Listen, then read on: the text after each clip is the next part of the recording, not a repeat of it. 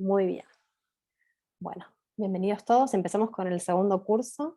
En este caso vamos a ver Árbol de la Vida.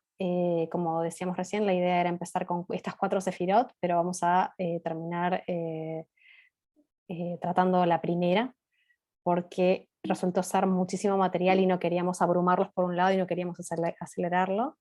Así que la agenda inicial era ver conceptos generales en un principio, que son bastante abundantes y nos pareció muy importante no recortarlo, como decía Rodolfo recién. Por otro lado vamos a ver Malhut, y hasta ahí vamos a llegar a hoy. Y después vamos a continuar con Yesod, Hod, Netzach y ciertas conclusiones para esta primera parte, ¿sí? Eso va a ser en otra oportunidad. Hoy nos vamos a concentrar en los 2 primeros puntos. Entonces, vamos con los conceptos generales. Bien, tenemos el trabajo de refinamiento que nos propone la Cábala tiene el objetivo primario, el principal, de entender que somos vehículos para la luz divina, ¿sí? Recordar que somos luz divina en definitiva, pero en este plano físico recordarnos como vehículos. Venimos en el fondo a trabajarnos para conectar desde un lugar altruista y no egoísta. Y en este sentido, recordar que todo el trabajo que vamos a estar haciendo desde hoy, que ya venimos haciendo desde hace rato en realidad en conjunto y que ustedes vienen haciendo, cada uno de nosotros viene haciendo en lo individual, siempre tiene que ser con un fin altruista, ¿no? No en una mirada de recibir para uno mismo. Ahora lo vamos a revisar con detalle. Entonces, toda la luz que podamos recibir y manifestar como canales es esto mismo, ¿no? No la queremos para nosotros mismos, sino para poder brindársela a otros, para compartirla, para dar, para activar la esencia divina que hay en nosotros. Y para esto necesitamos generar la famosísima frase, el famosísimo concepto en Cábala de igualdad de forma, ¿sí? Entendiendo que en el plano espiritual, tanto como también ocurre en la física cuántica, lo general, lo similar genera unidad, a diferencia de en el plano físico o en la física de Newton, que sería lo opuesto el complemento, digamos, de la cuántica, el complemento del plano espiritual, lo distinto genera, digamos, se atrae, ¿no? En física de Newton, en física clásica, como los imanes, positivo y negativo se atraen, ¿sí? En lo que es el plano espiritual, lo similar se atrae, lo similar genera esta unidad, es lo mismo que tenemos en la física cuántica, ¿sí? Y en ese sentido, recordar y destacar que el alma es puro deseo. Y la pregunta es, ¿deseo de qué? ¿No? Porque en el fondo a priori siempre hablamos del egoísmo y por qué en definitiva estamos todo el tiempo tratando de luchar con este instinto egoísta que aparentemente nos define, ¿no? Y la realidad es que cuando lo estudiamos en general, el alma es puro deseo de dar, en definitiva. El problema es que, como terminamos, ¿se acuerdan que decíamos en clases anteriores? Como nacemos en el final de la historia, nacemos acá abajo en la fisicalidad, en la oscuridad máxima, ese deseo de dar, al principio nos olvidamos que en realidad es lo que verdaderamente nos constituye y terminamos confundidísimos y miopes en estas ganas de recibir, que eso es puramente vinculada en el fondo con nuestro alma más animal, más básico, que es el nivel de alma de Nefesh, ¿sí? Pero en el fondo lo que tenemos como objetivo principal es recordar que nuestro deseo en realidad primario a nivel Neyamá es dar, ¿sí? Y lo vamos a ir desplegando de a poco. Entonces, esta búsqueda de la igualdad de forma tiene 4 niveles, ¿sí? En primer lugar, y esto ya lo debemos haber visto con varios maestros y en varias plataformas, porque es un clásico, pero que no lo habíamos tratado hasta el momento y es importante aclararlo y recordarlo juntos. El primer nivel es el recibir por recibir, ¿sí? Es decir, yo recibo porque básicamente lo que quiero es recibir para mí mismo, ¿no? Entonces es el nivel más bajo del recibir y es, porque tiene que ver con un egoísmo puro, ¿no? Es recibir para mí mismo, el más conectado con el nefesh, ¿no? Con Malhut incluso sería, ahora lo vamos a ir desplegando. El segundo nivel, en este camino de la búsqueda de la igualdad de forma, tiene que ver con el dar por recibir, es decir, yo doy con agenda, yo doy para que el otro me dé algo a cambio, ¿no? Entonces, en el fondo, en este caso ya hay algo de igualdad de forma, pero de todas formas el objetivo es recibir a cambio, no estoy dando de manera altruista porque me gusta dar, sino que estoy dando con esta agenda que tiene que ver con algún interés egoísta, ¿sí? Y en este caso ambos niveles, hasta este punto, de estos 4 que vamos a revisar, están aún anclados en el plano físico, ¿sí? Cuando pasamos al tercer nivel de esta búsqueda de igualdad de forma, pasamos al dar por dar, ¿sí? Entonces es yo doy porque me encanta dar, y me encanta tanto dar que doy todo el tiempo, no me preocupo de mí, me despriorizo, ¿no? Y en definitiva es hermoso, es bastante altruista, ya en este paso, desde el 3 y el 4 ya pasamos, como vamos a ver después, al plano espiritual, y es muy, muy hermoso, y tiene muchísimo más conexión con el altruismo, pero el problema de este dar por dar es que no es sostenible en el mediano plazo, porque en el fondo yo necesito recibir, necesito ir al supermercado, necesito comprar comida, necesito, ¿no?, recibir también, soy vasija en un punto también. Entonces en el fondo esto representa un desequilibrio en Tiferet, ya lo vamos a ver en su momento, pero cuando uno tiene desequilibrado el dar y da permanentemente y se desprioriza, en definitiva no estamos siendo, digamos, misericordiosos, podríamos decir, con nosotros mismos, y no es sostenible, ¿sí? Y finalmente el cuarto nivel que tenemos que buscar en definitiva conseguir es el recibir por dar, ¿sí?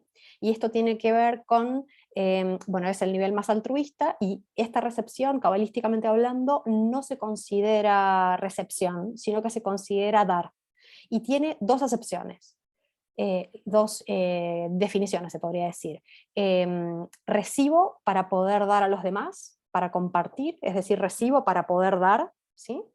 Y la segunda tiene que ver con recibo para que el otro pueda dar, ¿sí? Es decir, si todos diéramos todo el tiempo, si estuviéramos todos en el nivel 3, por ejemplo, todos estamos dando, y quiero dar, dar, dar, dar, infinitamente, no habría quien reciba, con lo cual nadie podría darle a nadie, y hasta ahí llega el juego, ¿no? En definitiva, siempre necesitamos que haya quien reciba para que el otro pueda dar. Explicaba... creo que era Javier Wolkoff en un ejemplo de esto, era el ejemplo de me invitan a una cena, mi mejor amigo me invita a una cena, y yo ya cené, y ya estoy lleno, no tengo más ganas de seguir comiendo, pero mi amigo se súper esmeró y me preparó mi comida favorita y demás, entonces yo, ¿qué hago? En ese momento acepto el plato, acepto la cena y el agasajo, y en definitiva lo hago para que el otro me pueda dar, pero no porque yo tenga un deseo de comer, porque en ese momento no tengo ningún tipo de deseo egoísta, se podría llegar a decir, sino que lo hago para que el otro me pueda dar, ¿sí? Esa sería como una especie de definición de este cuarto nivel, en este 4B sería, ¿sí? Así que en definitiva, este es el caminito en definitiva en la búsqueda de la igualdad de forma, si lo podemos definir desde lo cabalístico. Y como decíamos recién, estos dos puntos finales del 3 y el 4, ya estamos en el plano espiritual, y ya tenemos una igualdad de forma mucho más cercana, ¿no?, con la divinidad, con esta esencia de nuestro deseo de dar, que decíamos recién, que es lo que nos constituye, porque somos en el fondo fragmentos del Ein Sof, ¿sí? Entonces, cada dimensión del árbol de la vida que da estructura a nuestra alma es un conjunto de energías, como venimos viendo, que desean recibir la luz divina del Ein Sof, que es en el fondo una luz simple, que no tiene diferenciación, ¿sí?, como también vimos en otras clases. El alma humana, al contener dentro de sí misma diferentes niveles de energía, tiene variadas funciones, ¿sí?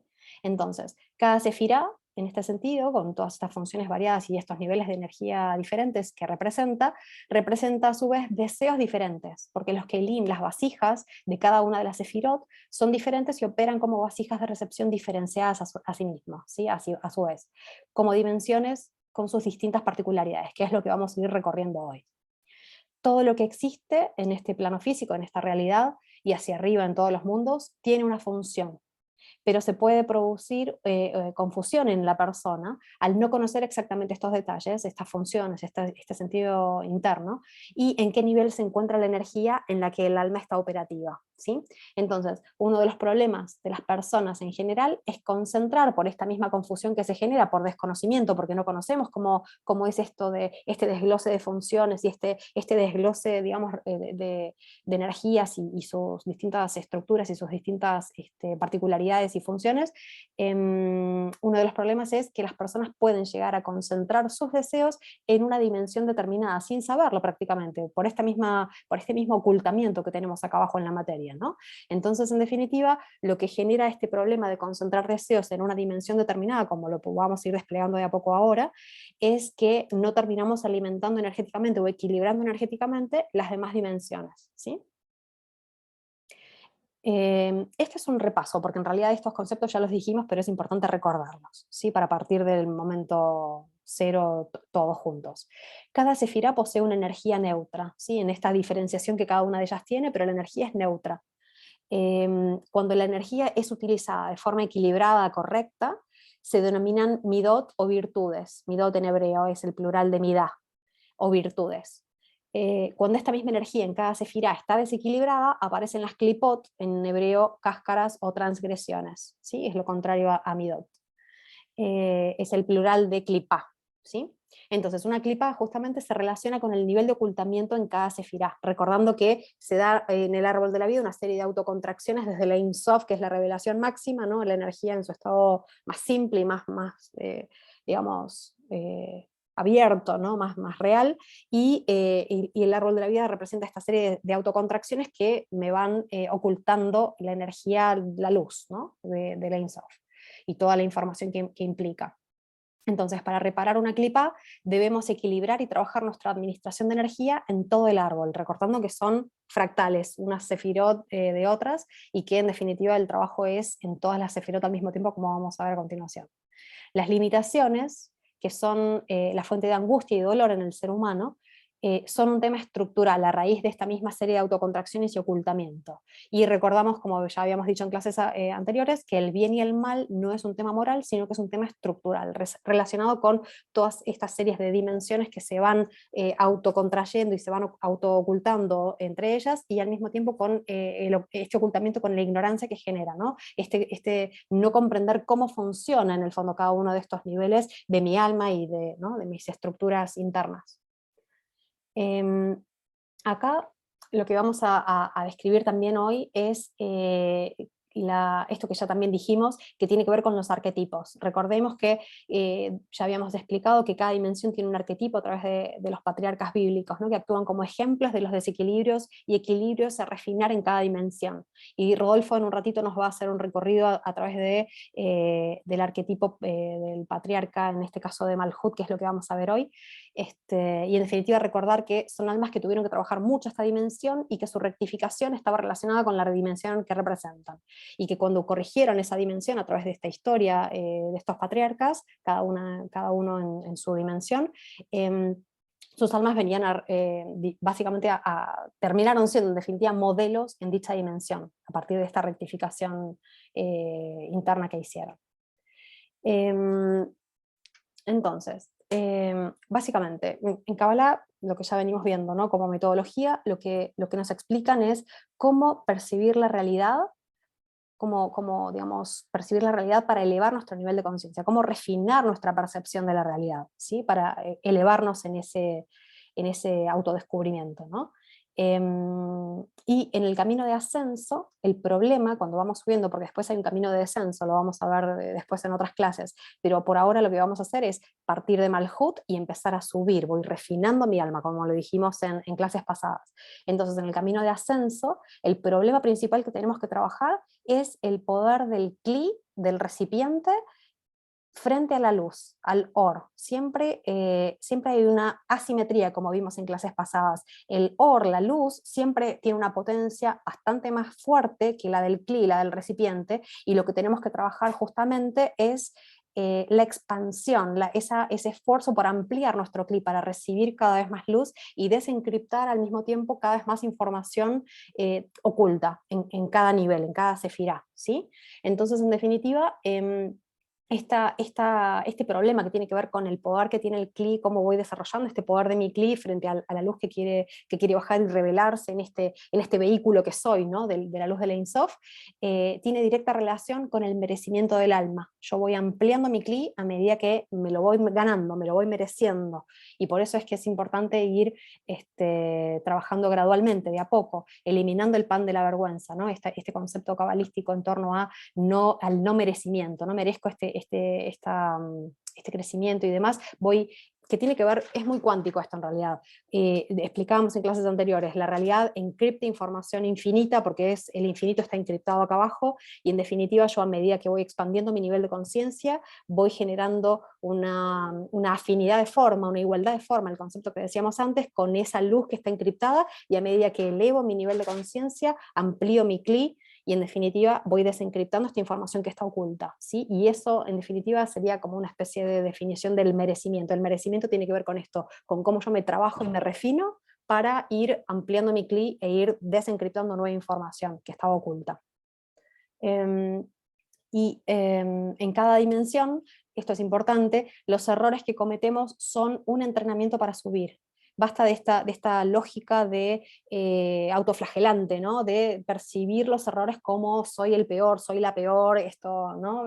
La cosa culpógena que viene muy de Binah, ya lo vamos a ver en su momento, pero en definitiva los errores están pensados, son parte del sistema. Nosotros nacemos en la materialidad y en el ocultamiento básico, físico, abajo de todo, en un nivel de ignorancia bastante importante. Nacemos y no sabemos ni siquiera hablar, no recordamos quiénes somos, y esto de ir equivocándonos tiene que ver, es parte del sistema, tiene que ver con nuestro desarrollo, es necesario equivocarse. De ahí la importancia del olvido total y del libre albedrío. Si no tuviéramos olvido total y libre albedrío, no nos equivocaríamos nunca, siempre tomaríamos la decisión correcta, siempre sabríamos cuál es la consecuencia de cada efecto, con lo cual hackearíamos el sistema en 2 segundos y terminaríamos haciendo el tikkun y desarrollando, no habría aprendizaje posible.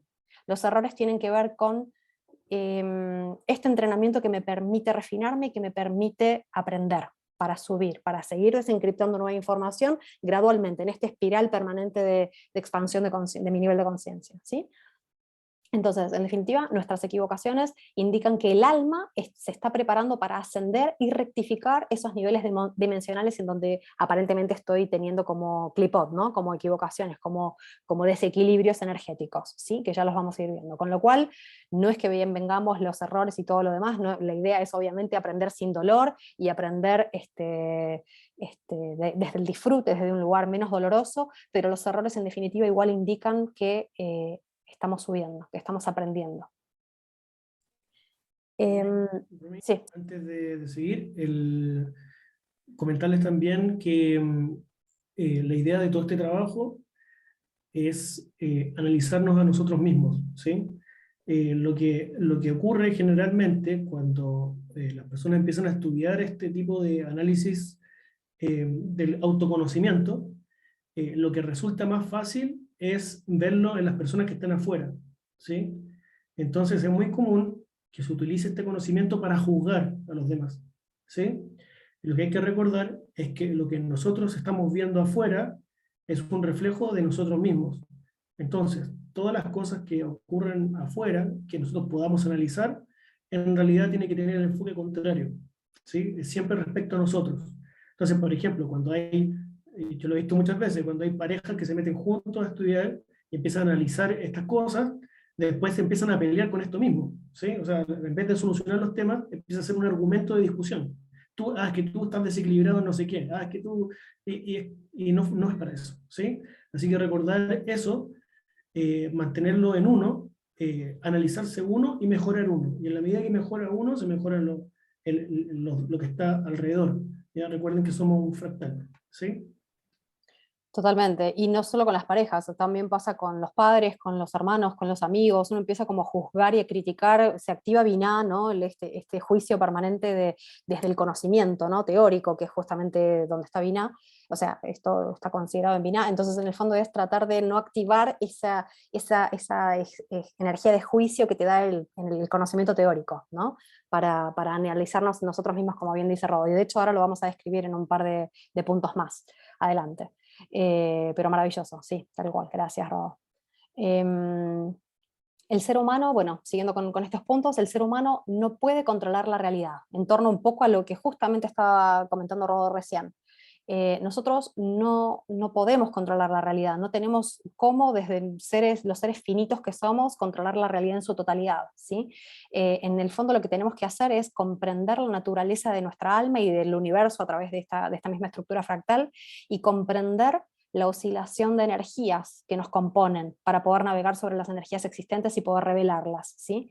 Por el contrario, todo deseo estático de control, que están en Binah, justamente, chocará contra, va a haber digamos, como una especie de conflicto contra la realidad oscilatoria del universo, ¿sí?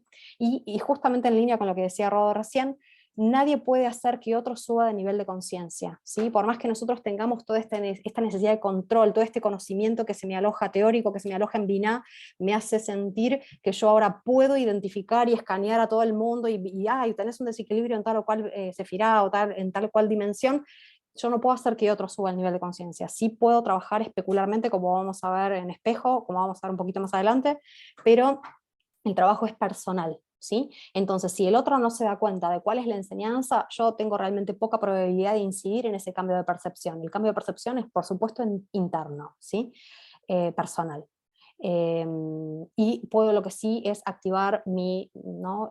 mi compasión, puedo activar no mi juicio en Binah, sino mi compasión más en Gesed, mi compasión más en Tiferet, ya lo vamos a ver también con detalle, tiene que ver con cómo yo miro con ternura al otro y no en juicio desde este lugar duro y estático de control, ¿no? Sino que lo miro con ternura y acepto al otro tal cual es. Y al mismo tiempo me acepto a mí tal cual soy y me voy refinando desde esa honestidad amorosa, ¿sí? No enjuiciando. Eh, y después un punto importante de destacar es que se va mucho más lento en los niveles más bajos que en los altos, ¿sí? Por esta misma densidad natural que tenemos en Malhut y Esod, en las primeras dimensiones. Entonces, aparentemente al principio es todo como remar en dulce de leche, ¿no? Es un poco denso, es como lento, como más trabajoso, pero lo maravilloso de esto es que la lentitud de los esfuerzos que hagamos en el nivel inferior termina teniendo un gran impacto en el nivel superior, porque no se sube linealmente. Y por poner ejemplos numéricos, un esfuerzo de 1 abajo en Malhut, que me está siendo súper ¿no? trabajoso y súper denso y lento, me sube 10, 100, 1000 arriba. No es cuantificable, por supuesto, eso es un ejemplo, pero en definitiva, yo lo que corrijo abajo en la materia, por decir algo, o en Yesod, en las dimensiones más inferiores, me eleva muchísimo en las dimensiones superiores, ¿sí? En esta fractalidad que tenemos. Entonces, Da'at en este mismo sentido es la conciencia de la oscilación permanente, ¿no? De manera simultánea entre las 10 dimensiones, de toda la energía que nos compone. Entonces, en este caso lo que vamos a ir viendo a lo largo de este curso es que hay dimensiones cuya expansión debo frenar, y hay dimensiones que debo expandir, en esto de las Klipot y Midot, ¿no? O sea, hay dimensiones que yo debo frenar porque tengo demasiada energía puesta ahí y demasiado foco ahí que me está desequilibrando este balance que tengo que tener en todo el árbol, y por otro lado hay dimensiones que tengo que expandir porque las tengo completamente negadas, bloqueadas, ignoradas, ¿no? Tengo que conocerme y reconocerme en este todo que me conforma, ¿sí? Como alma. Entonces, el entrenamiento, o imun en hebreo, que debo ejercitar, tiene que operar en las 10 dimensiones en simultáneo del alma. No puedo lograr la armonía de mi alma con una dimensión en particular, ¿sí? Sería un desequilibrio. Entonces, y lo que buscamos es equilibrarnos, ¿sí? Entonces, equilibrarnos de manera parcial y temporal, porque claramente siempre explicamos, ¿no? Cuando yo me equilibro y elevo mi nivel de conciencia, me vuelvo a desequilibrar y tengo que volver a empezar. Entonces, dice justamente un poquito más abajo, no creo que es en el siguiente slide, tengo que trabajar toda mi alma en su conjunto, en la unión de mis fragmentos, ¿sí? En definitiva, siempre busco unir. Soy fragmentos, soy un fragmento y estoy compuesto por fragmentos, pero al mismo tiempo lo que tengo que lograr es unir esta debekut, esta unificación, esta igualdad de forma, incluso en mi interior primero, para luego hacerlo, ¿no? Y al mismo tiempo, en simultáneo, hacerlo a nivel cosmogónico. Es un trabajo permanente a lo largo de toda la vida, justamente esta era la frase que estaba buscando. Me equilibro y me desequilibro permanentemente, ¿sí? Es un trabajo a lo largo de toda la vida. Entonces me expando ¿no? Baja luz y ya una vez que ya tengo la vasija más o menos llena porque ya me expandí amplíe el ancho de banda con el que baja información, en definitiva lo que vuelvo a hacer es me vuelvo a desequilibrar y me vuelvo a expandir y me vuelvo a equilibrar y así permanentemente.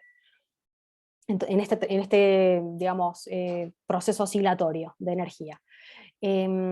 Entonces, lo que buscamos hacer es trabajar mi propia unidad interior, ¿sí? En esta unión de mis fragmentos internos, aceptando que cada dimensión en mi interioridad tiene que ser reconocida y desarrollada y que todas tienen que establecer conexiones entre sí, que es básicamente la definición de edad, como la venimos viendo, ¿no? Es cómo equilibro todas mis dimensiones.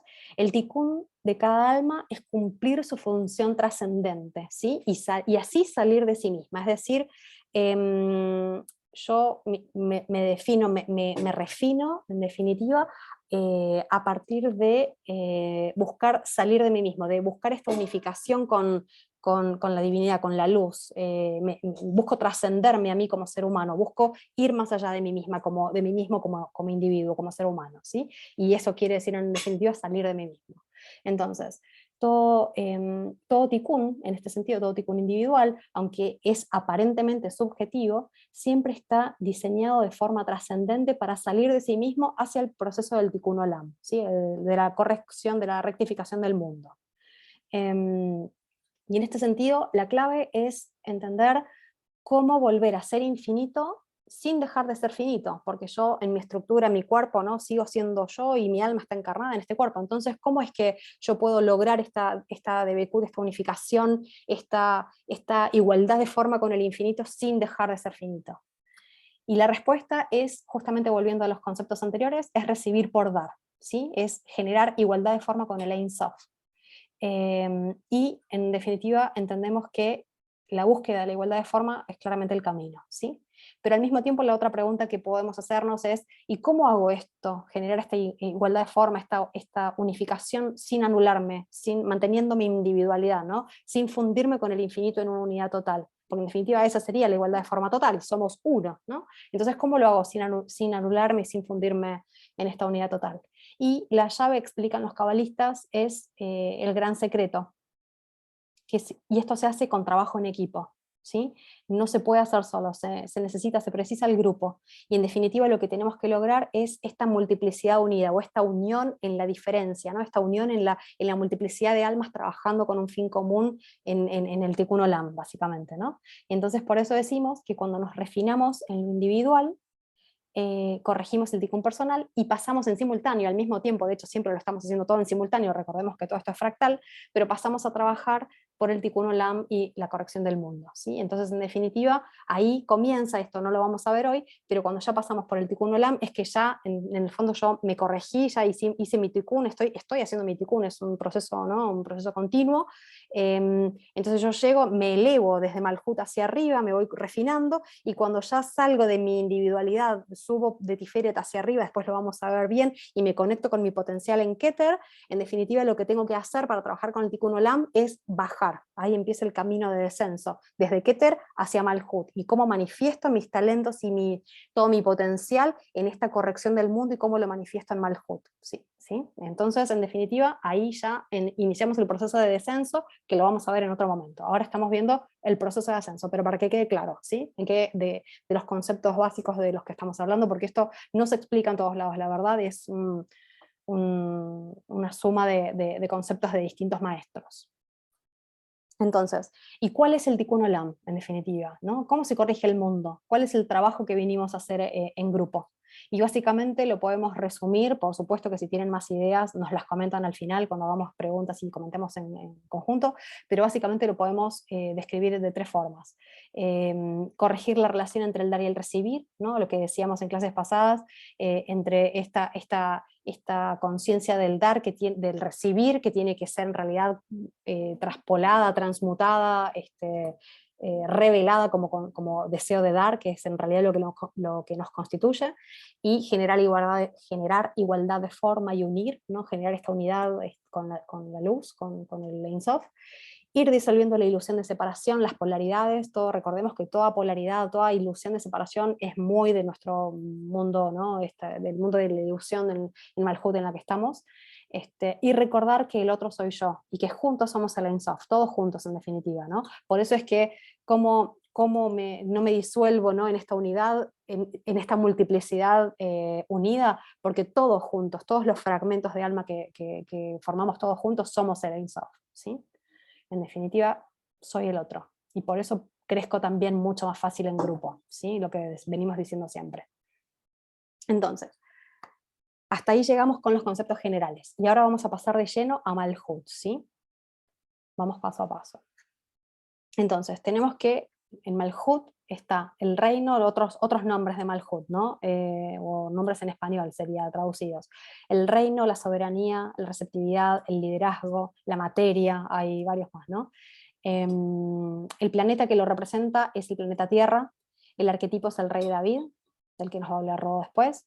El aspecto es la acción, el color es el negro, cada sefirá tiene su color particular, y la columna es central, Malhut está en la columna central, y es una sefirá femenina, receptora por ¿no?, naturaleza, es la esencia de recepción es Malhut. Entonces, en Malhut es el mundo de la acción, ¿sí? Esto ya lo vimos cuando veíamos Asia como mundo, representado en la sefirá de Malhut. Es el mundo de la acción pura dentro de la realidad material o hacia el mundo de Asia, ¿sí? Representa, como también esto lo vimos en una de las primeras clases, al séptimo día cósmico y la aparición de la materia. Es el nivel de nuestra alma animal o nefesh, y en definitiva el cuerpo material como kli, ¿no?, como vasija de nuestro nivel de alma de neyama, ¿sí? Este primer nivel de alma que adquirimos al momento de nacer.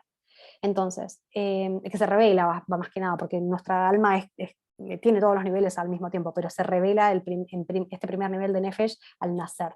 Entonces, algo interesante quizás acá de destacar, en hebreo tenemos dos nombres para el cuerpo físico material. Una primera acepción es guf, que es el cuerpo material, en general es el cuerpo más muerto, ¿no? Es como el cadáver en definitivo, es un cuerpo sin alma, y se llama guf. Y nefesh es la palabra en hebreo para nombrar al cuerpo cuando está vivo, ¿sí? Cuando hay un alma encarnada en ese cuerpo. Por lo tanto, ¿no?, tiene toda la lógica, es nuestro nivel de alma animal, que tiene que ver con un cuerpo con conciencia corporal, ¿no? Un cuerpo vivo, la conciencia en lo corporal. Y eso es en hebreo nefesh. Entonces, todos los niveles, esto como punto quizás a recordar, todos los niveles de conciencia provocan estados alterados de conciencia que distorsionan o ocultan la realidad, ¿no? Cada dimensión, cada nivel de conciencia provoca esta distorsión o este ocultamiento en la realidad. La distorsión tiene que ver con que nuestra percepción se altera a partir del ocultamiento que genera, ¿no?, esta serie de autocontracciones de las dimensiones ocultando información. En Malhut estudiamos la conciencia en la materia, entendiendo que el nivel de distorsión más alto se encuentra justamente en la materia, ¿sí? Porque es el nivel de ocultamiento máximo, entonces es el nivel de distorsión en mi percepción de la realidad más profundo, más elevado. Y en Malhut tenemos una mirada diferente, no en Malhut, por supuesto que en Malhut, pero desde la Cábala tenemos una mirada diferente a Oriente, a las corrientes de pensamiento y filosóficas y quizás religiosas también de Oriente. Acá la idea es no dividir, no separar el mundo espiritual del material. Lo que vamos a aprender es que la materia tiene una importancia primordial, hay que aceptarla en ese sentido, hay que conocer cómo funciona, no debe ser rebajada por ningún motivo. Clásico que en Oriente, ¿no?, nos mandan a meditar a la montaña y uno tiene que dejar la mente en blanco, y en definitiva prácticamente, ¿no?, es como una especie de relegar el plano material a un segundo plano, como si fuese algo menos importante. Lo importante es mi desarrollo espiritual, y lo que decimos siempre en Kabbalah es: nosotros no venimos a ser seres espirituales, nosotros tenemos que elevarnos en nuestro nivel de conciencia, pero por supuesto que para ascender en un principio, pero por supuesto que después tiene que ver con volvernos más poderosos en la materia, porque vamos refinándonos, vamos bajando talentos, vamos volviéndonos más poderosos en torno a cómo modificamos esta materia y este plano físico, y cómo, digamos, le encuentro sentido a todo, ¿sí? Cómo me voy volviendo más poderoso, quizás incluso en mi nivel, por ejemplo, en tener mayor poder adquisitivo para poder ser más poderoso en la materia y poder ayudar más a más gente, ¿no? Es como darle de verdad el sentido que se merece la materia. Entonces, en este sentido, acá, bueno, en torno a esta distorsión y esta dualidad en la que existimos, cualquier división que generemos entre trascendencia e inmanencia es otro efecto de la distorsión justamente de la dualidad en la que existimos, ¿sí? En este caso hay que unir, como siempre, ¿sí? Lo que parece más inmanente, lo más, ¿no?, físico, lo más, tiene dentro de sí lo más trascendente, y lo que parece ser lo más trascendente debe ser revelado en la inmanencia, abajo, en mi esencia más individual, ¿no? Pues yo soy un fragmento de Dios, ¿no? Me revelo mi divinidad en esta inmanencia que me constituye. Entonces, si la espiritualidad divide el mundo trascendente de la inmanencia, crea un dualismo que enferma y distorsiona el alma. Lo que siempre buscamos es unir. Entonces, a partir de la conciencia material, ¿no?, que es lo que buscamos desarrollar en Malhut, hacemos trabajo para cambiar la percepción de la materia justamente, y para esto necesitamos entender cómo funciona y revelar el sentido oculto, ¿no? Entonces lo primero que hacemos es, entiendo que vivo en la materia y que es un camino para elevar mi nivel de conciencia, y ahora vamos a ver cómo. Entonces, el principal problema de la materia es que es la dimensión donde la energía, como ya venimos viendo, presenta su mayor nivel de contracción, de densidad y de ocultamiento, ¿sí? Entonces, como se oculta tanto la conciencia, la luz detrás de la materia, nos es muy difícil extraer la luz justamente en la fisicalidad, en nuestra cotidianidad. Y la materia en este sentido se vuelve un velo denso ante la luz, nos oculta por eso hablamos del merecimiento, ¿no? Está todo tan oculto que yo tengo que revelar esa luz a partir del merecimiento, de mi propio refinamiento interno. Entonces decimos que la materia no puede ver su propia luz cuando no puedo ver en mis acciones materiales un evento milagroso, prodigioso, ¿sí? En este sentido, ¿qué quiere decir? Yo, si la materia y mis acciones y mi hacer, en el fondo, en este plano físico, no puedo ver la luz oculta que contiene, en definitiva, tiene que ver con este nivel de ocultamiento, ¿no? La idea es que esta conciencia de Malhut tiene que ver con eso, con ver lo milagroso y lo maravilloso, maravillarnos en la realidad, recuperar nuestra capacidad de asombro en lo cotidiano, ¿sí?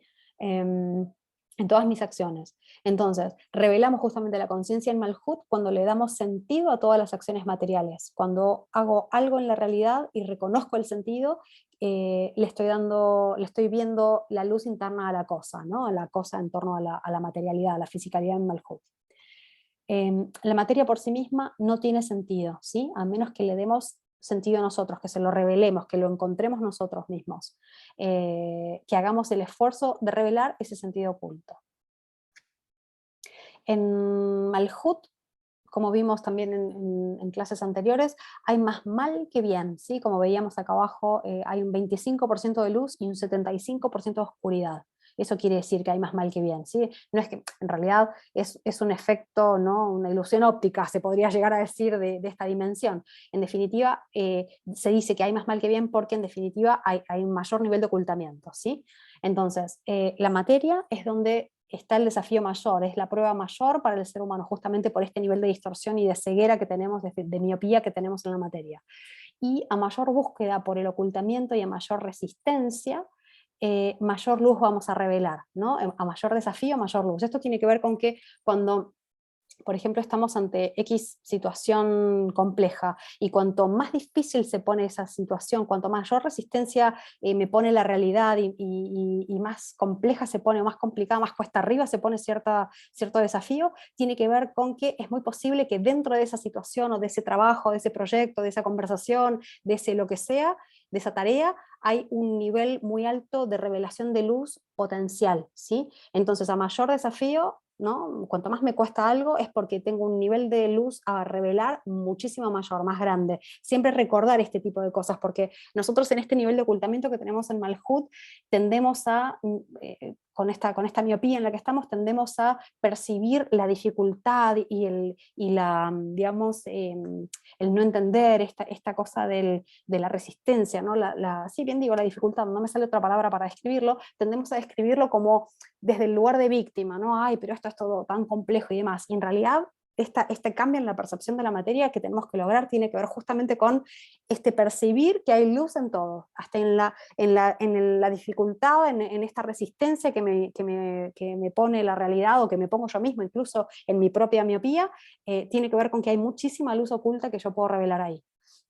Y en este sentido, el mal, recordar, como también lo vimos antes en sesiones anteriores, es el mal tiene que ver con la ignorancia, ¿sí? No es un tema estructural, tiene que ver con el grado de oscuridad en el conocimiento que yo tengo por este velo que representa la materia en mi percepción de la realidad. Entonces, la materia, básicamente, empezar a percibirla como un camino que me ayuda a elevar mi nivel de conciencia. Es justamente porque actúa como un velo que oculta información, que me refina, me obliga a merecerme, ¿no? A refinarme para merecerme esa elevación de conciencia, desde la dificultad. La materia plantea una severa limitación, la más limitada de las limitaciones, siempre dicen los sabios, y un aprendizaje es que todos tenemos límite en la materia, hasta el más rico de los ricos del mundo tiene una riqueza limitada, no hay una riqueza infinita, la materia es limitada por definición, ¿sí? Entonces, reconciliarnos con esa limitación y usarla a nuestro favor. Entonces, justamente, el aprendizaje importante en este sentido es cómo nos relacionamos con estos límites, cómo los usamos a nuestro favor, cómo salimos de la victimización, cómo salimos del sentir que no tenemos poder en la materia, cómo salir de esta sensación de carencia natural que uno tiene en la materia cuando estamos inmersos en este nivel de oscuridad, ¿no? Cómo revelar, cómo revertir ese nivel de abundancia, ese nivel de prosperidad, ese nivel ¿no? de fluir material que todos tenemos disponible. El punto es cómo lo desbloqueamos, ¿sí? Entonces, pasemos ahora, vamos a ver primero la clipá y después la midá, ¿sí? Las clipot y midot en cada caso. La clipá, recordemos, es la limitación, ¿no? la transgresión, cuando tengo esta dimensión desequilibrada. La clipá de Malhut, en este caso, se puede definir de dos formas principales y una de ellas se divide en dos. La primera forma es la dependencia de la materia y también se divide el segundo punto en materialismo.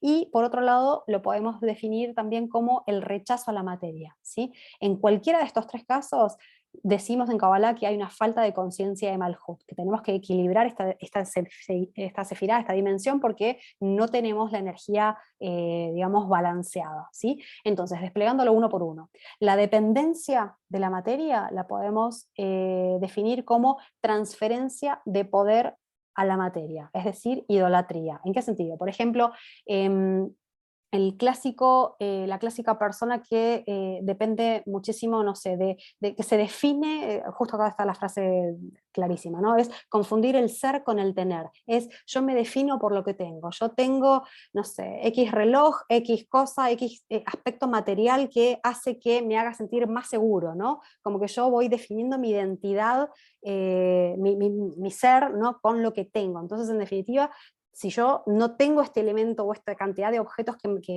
por los cuales me defino, no me siento seguro, ¿no? O estoy como que, en definitiva, estoy asignándole un poder a la materia que no tiene en sí mismo, ¿sí? Porque yo debiera tener una autoestima, tanto en Yesod como a nivel Tiferet, un poco más arriba, ya lo vamos a ir viendo, que me recuerde quién soy muchísimo más allá de mi ser, ¿no? De lo que tengo en el mundo físico. Entonces, no importa lo que yo tengo, no me hace ni más ni menos lo que yo tengo, ¿sí? Me independizo de la materia, en definitiva. La uso a mi favor, por supuesto, pero no le asigno poder, no le asigno, no le idolatro, no le asigno este poder para, no le transfiero este poder para que defina mi identidad a partir de lo que tengo, ¿sí? Me independizo, ¿sí? Entonces, que eso va a pasar a ser una midá de Malhut, ya lo vamos a ver.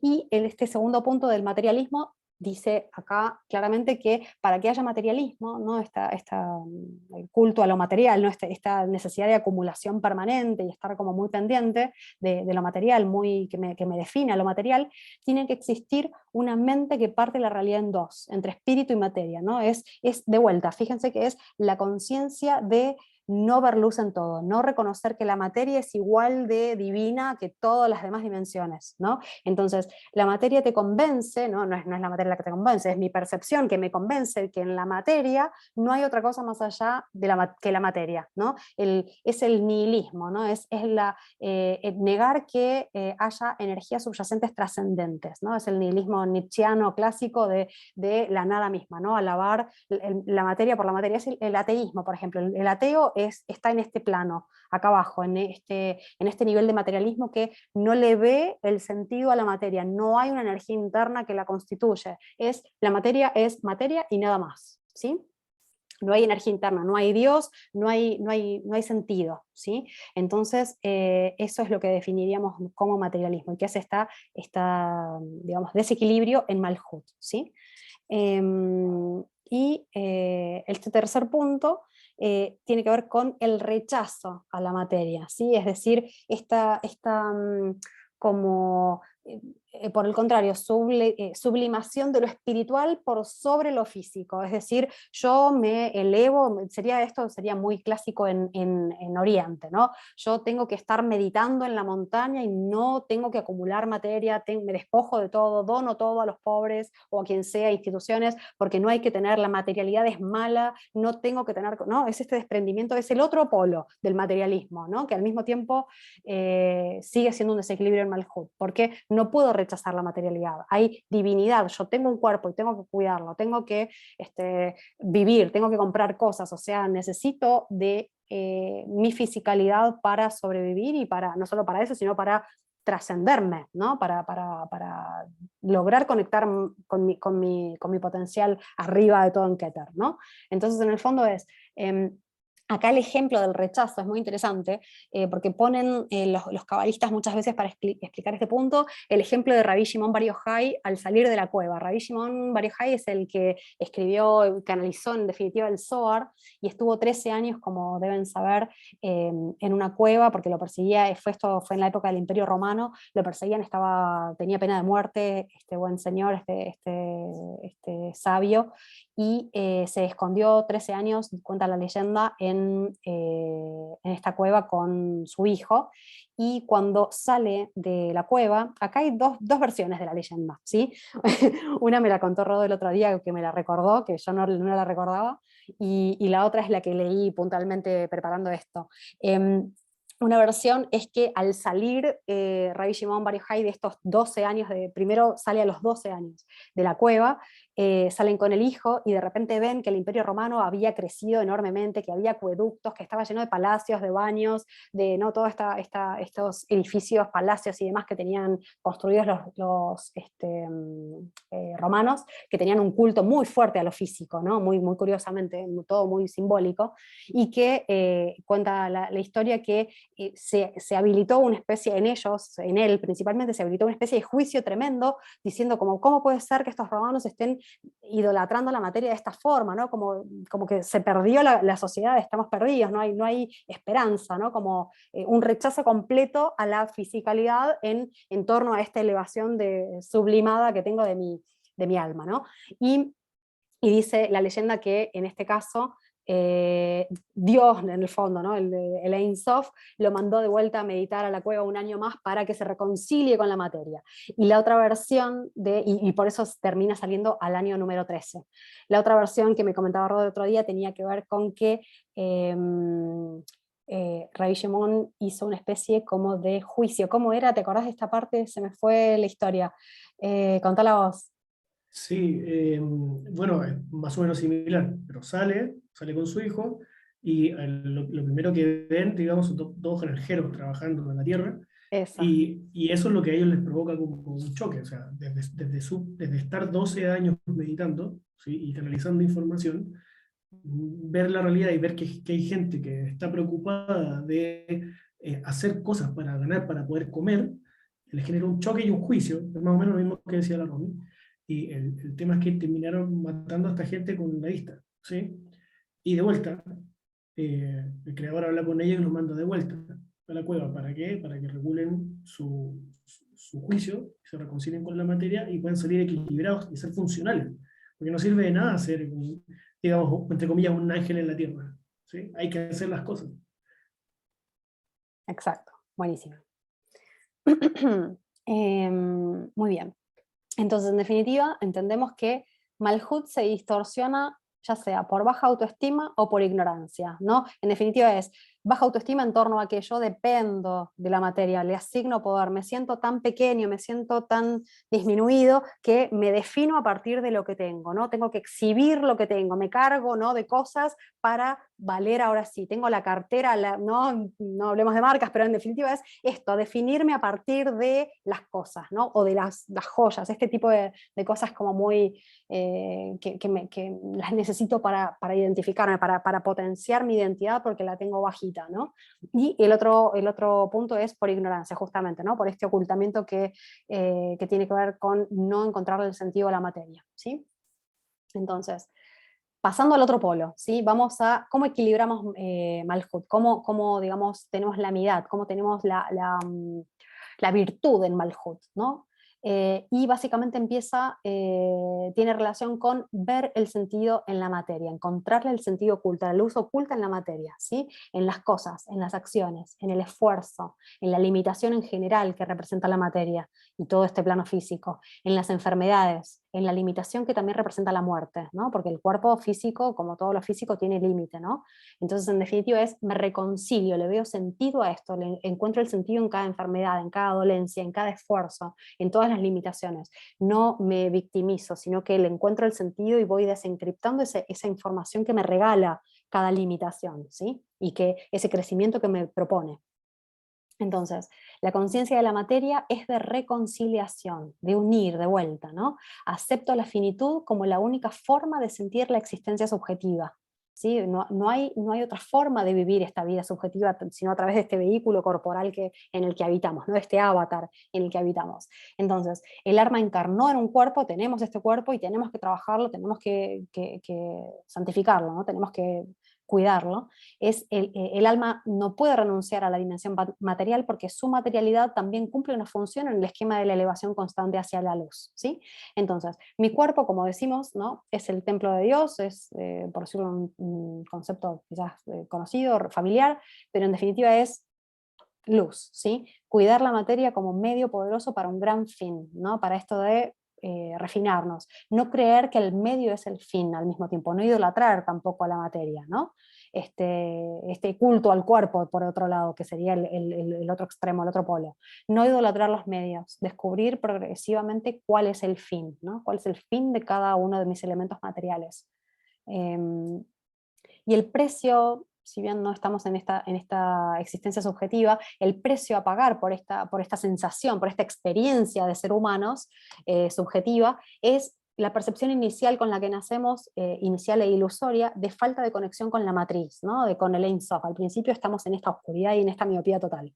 Entonces el alma puede sentir la existencia subjetiva y la conexión con la matriz infinita al mismo tiempo a través del Da'at, ¿sí? En el fondo eso es lo que buscamos en esta conciencia malhútica, que es cómo yo voy uniendo ¿no? mi existencia subjetiva con esta conexión total, con esta unión total que tengo que lograr más arriba, en mi refinamiento hacia arriba.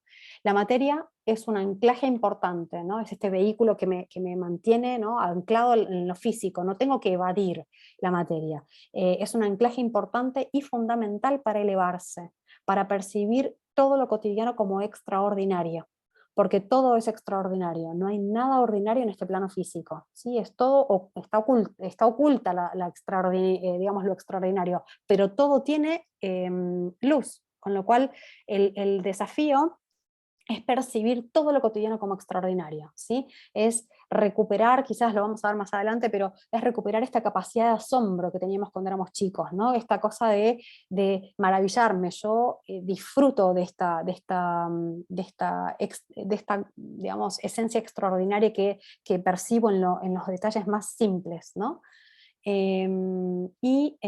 La virtud en Malhut es tener una percepción equilibrada en la materia, es decir, trabajar la conciencia de muerte física, como decíamos, no nos llevamos nada, esto por el contrario a lo que pasaba en Egipto, ¿no? Justamente que es como la limitación, el culto al cuerpo, el culto a lo material, a las joyas y todo esto, los faraones que se enterraban con todos sus oros y sus trofeos, sus joyas y demás, en la tumba, como si se fueran a llevar algo, ¿no? De este plano físico. No nos llevamos absolutamente nada. En el judaísmo, una de las cosas que siempre explican los sabios es no hay cajón diferenciado y no se viste ni se maquilla a los muertos, simplemente se les pone una mortaja, que es una tela blanca, y todos se van tal cual llegamos, ¿no? O sea, y todos iguales, no nos llevamos absolutamente nada. Es esta conciencia de la limitación y de la materia en torno a disfrutar y usarla para un fin que tiene que ver con hacerme más grande acá, y con fines altruistas. Yo tengo fisicalidad y tengo esta abundancia, o tengo lo que tengo en términos materiales, tengo este cuerpo, tengo este bienestar económico, por decir algo, para poder ayudar a otros, para poder ser más potente en esta manifestación de mis talentos y cómo puedo agregar valor a esta fisicalidad y modificar la realidad de una manera mucho más efectiva, ¿no? Y más eficiente y más altruista al mismo tiempo, ¿no? Y vamos trabajándonos todos juntos en este trabajo en equipo. Y por otro lado, este último punto tiene que ver con otra frase clásica cabalística, que es conformarnos con nuestra parte, que tiene que ver con, al mismo tiempo que yo siempre, que soy deseo, ¿no? Yo quiero, siempre quiero más, siempre va a haber una mejor casa, un mejor auto, un mejor trabajo, un mejor hotel al que ir, siempre va a haber un mejor viaje, siempre hay más, más, más, más, ¿no? Y como somos puro deseo, en definitiva el alma siempre va a querer más, y está perfecto, no hay que luchar con ese deseo de tener más, porque somos puro deseo, no hay que luchar con ese deseo de fisicalidad, pero al mismo tiempo, en este refinamiento, este conformarnos con nuestra parte implica esta conciencia del disfrute que vamos a ver después, que está en Jochma, ¿sí? Tiene que ver con activar esta parte sabia en nosotros, que tiene que ver con el disfrute de lo que tengo. Si bien yo sé que esto es un proceso, ¿no? Que yo siempre puedo tener más, no compito, que eso ya lo vamos a ver después, está en Binah. No compito, no me comparo con el otro, no envidio, no tengo ganas de tener lo que tiene el otro. O sea, por supuesto que puedo admirar. A nosotros nos regalaron este don de la empatía, que era justamente para poder entender fácilmente qué es lo que el otro necesita que yo le dé. Pero esa empatía mal entendida, los humanos terminamos transmutando, no transmutándola, pero modificándola en envidia, en yo quiero lo que el otro tiene, y en definitiva este permanente no conformarme con lo que tengo hace que esta permanente búsqueda de superación en lo material, que es natural en el ser humano, de evolución en lo material, me mantenga insatisfecho, porque yo no estoy nunca conforme en esta frustración permanente que tengo por una expectativa muy alta, en esta comparación permanente con el exterior, de no conformarme y no agradecer lo que tengo y no verle luz a todo lo que tengo, y de cómo con esto que tengo, cómo lo multiplico, cómo hago para llevarme a mí mismo en el fondo, en mi realidad material, a mi siguiente nivel con esto que tengo, porque si es lo que tengo, son las herramientas que a mí me van a permitir pasar a mi siguiente nivel, ¿no? Sin conformarnos no desde un lugar mediocre, ojo, que no se entienda mal, sino desde el agradecimiento, desde el disfrute, desde el disfrute del paso a paso,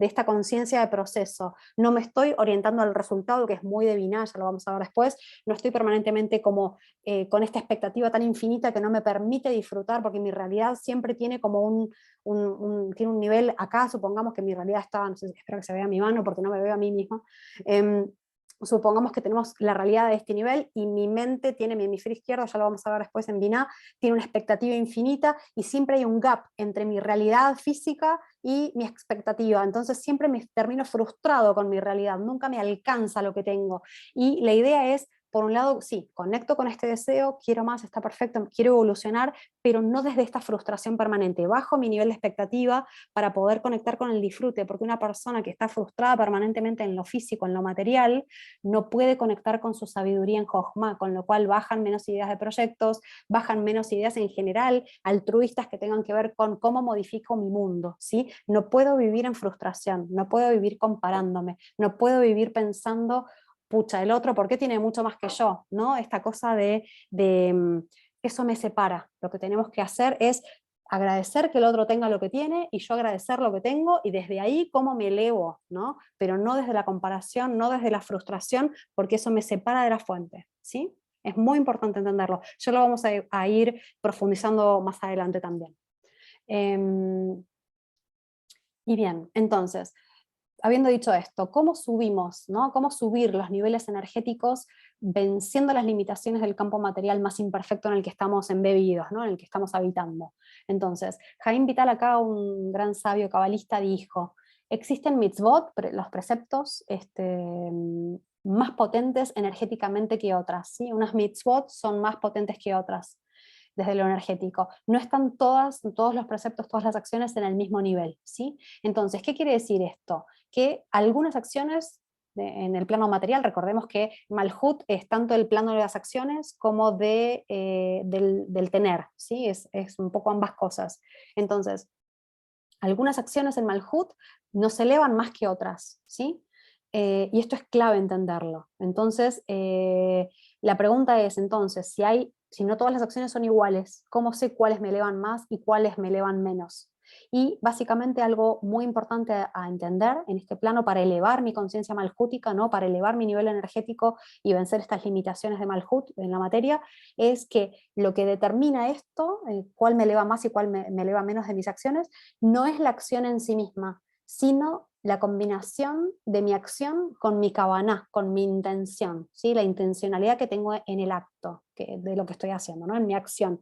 Y acá ya se va desplegando algo muy importante, lo vamos a ver un poquito más adelante también, pero básicamente en este plano físico y en general en la vida, lo que podemos controlar es básicamente muy poco, ¿no? Y se puede resumir a únicamente dos elementos, si lo tenemos que resumir en breve.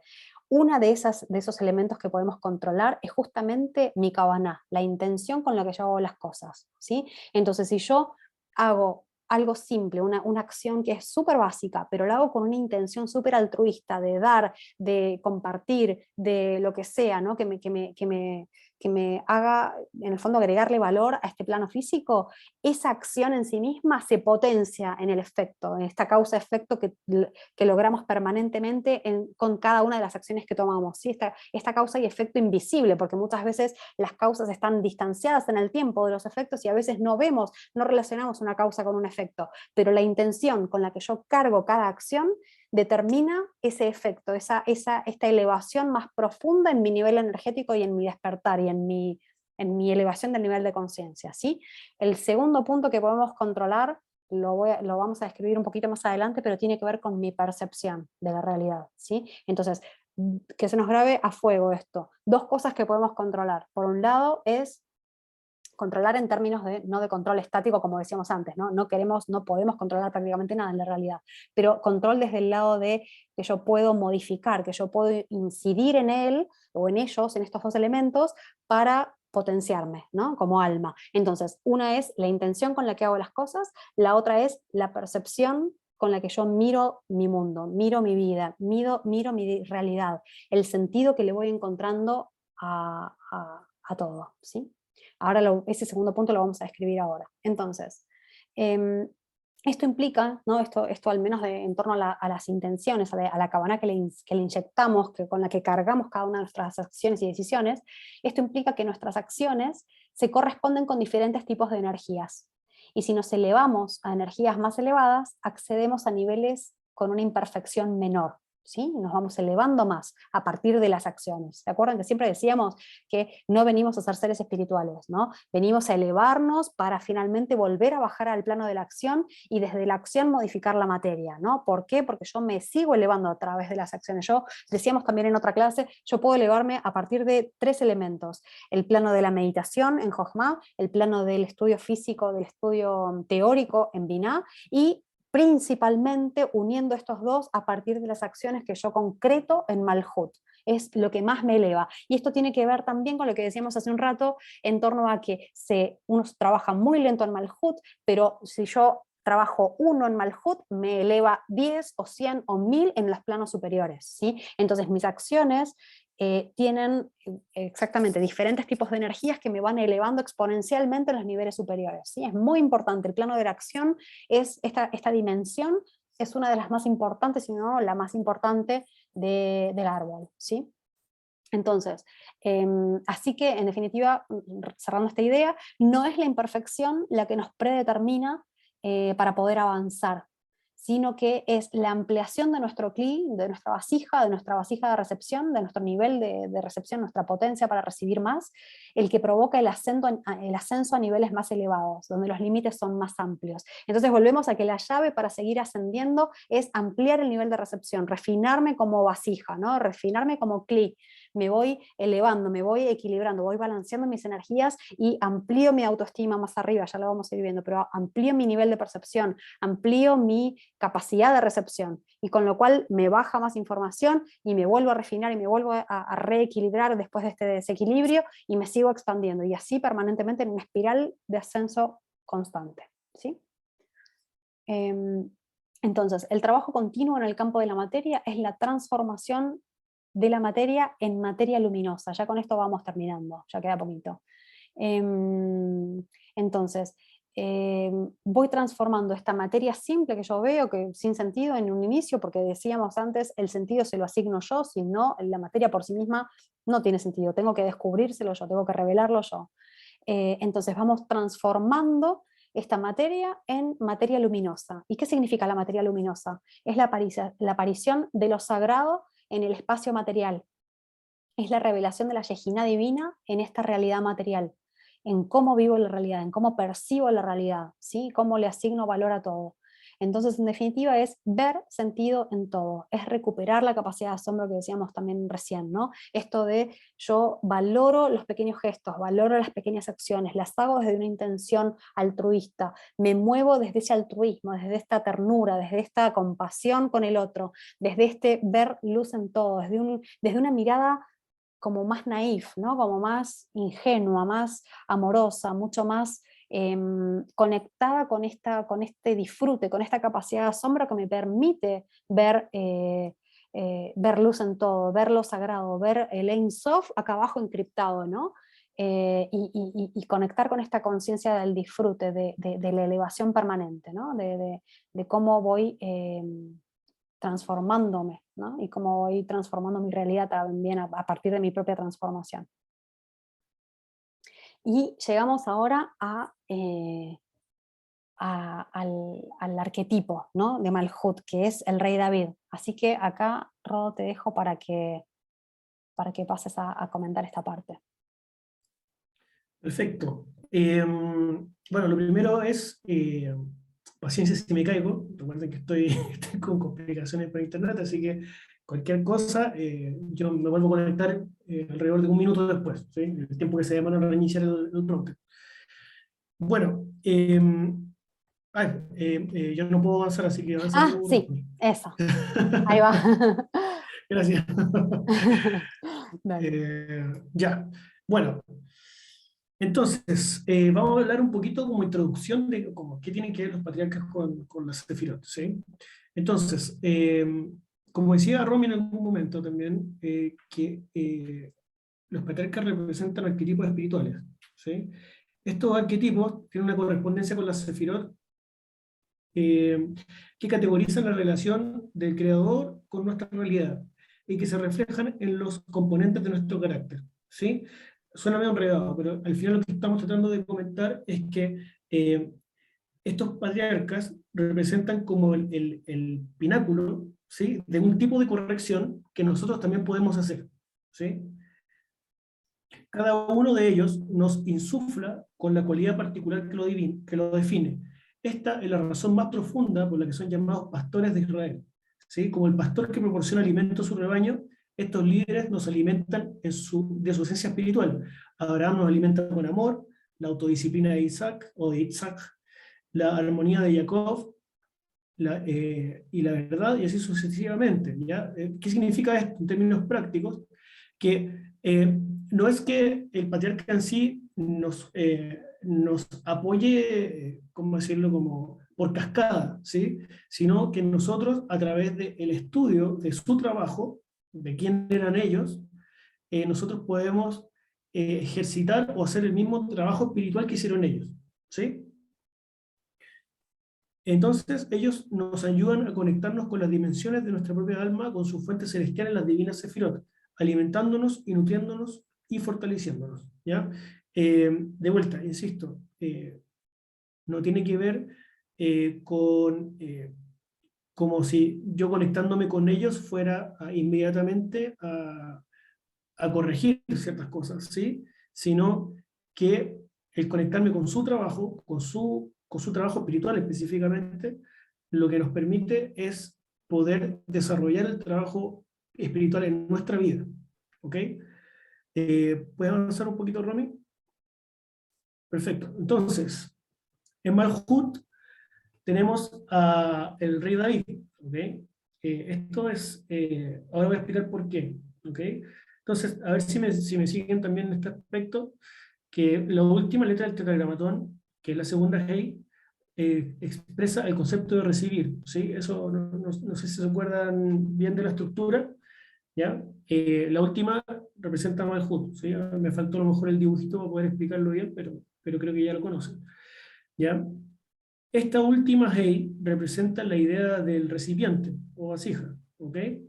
Ahora, eh, hay varios aspectos en este recipiente, ¿sí? Primero vamos a analizar Malhut como conceptualmente y luego vamos a ver qué relación tiene que ver con el rey David, ¿sí?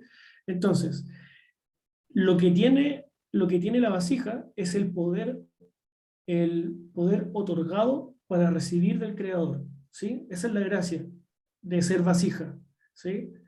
Es poder refinarnos de tal forma de poder revelar y recibir por parte del Creador. Entonces, algo que habíamos comentado en algún punto, no sé si se acuerdan que en alguna clase alguien nos comentó sobre si la última G era receptora o dadora, o si era masculina y femenina, y nosotros dimos como una explicación general. Aquí vamos a explicarlo un poquito más en detalle, ¿sí?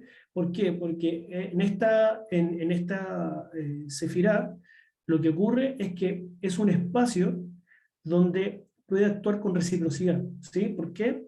¿Por qué? Porque si bien es en esencia receptora, el objetivo es, como decía la Romy, es recibir para dar, ¿sí?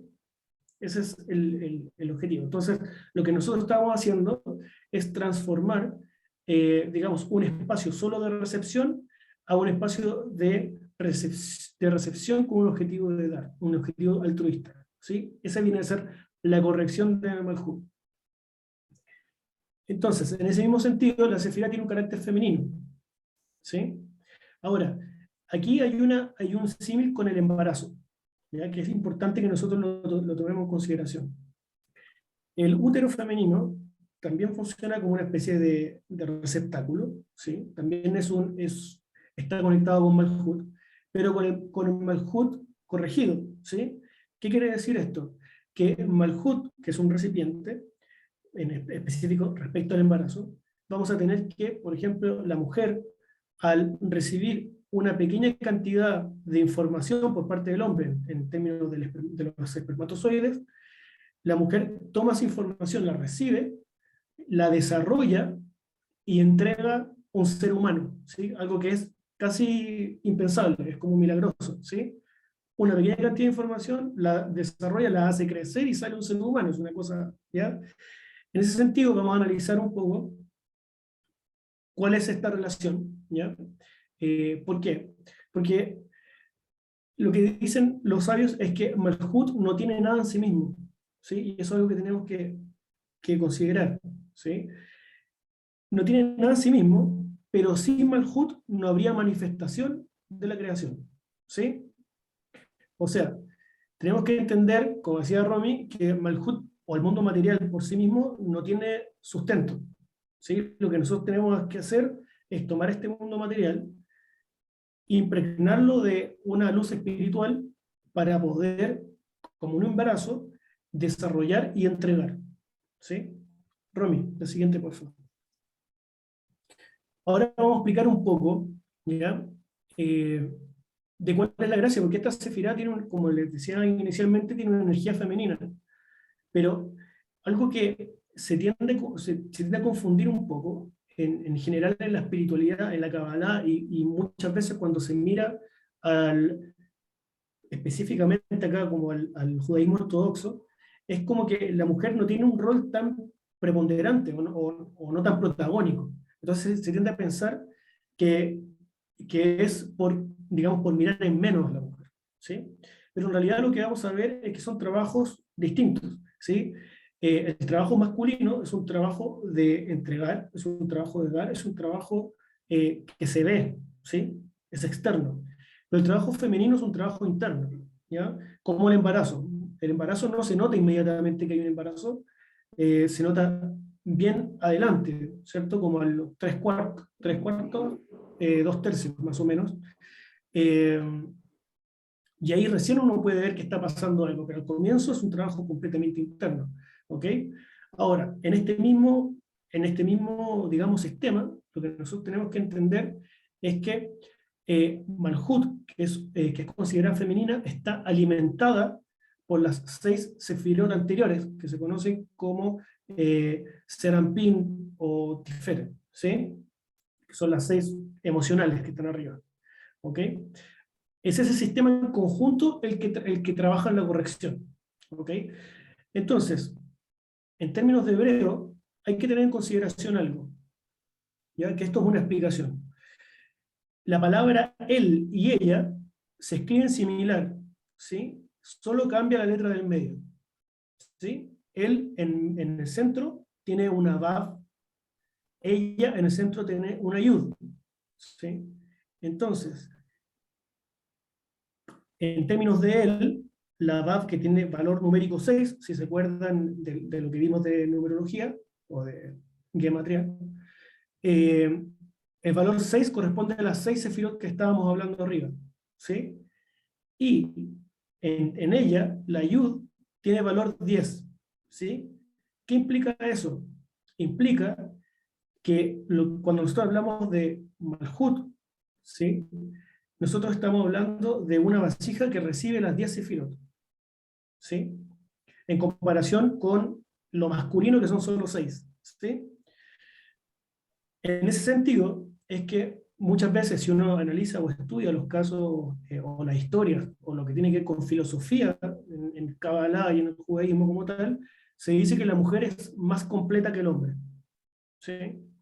¿Por qué? Porque una mujer corregida canaliza las 10 sefirot. Es completa, es el sistema completo, ¿ok? Y por otro lado, la yud en el sistema del tetagrama representa Jochma, ¿sí?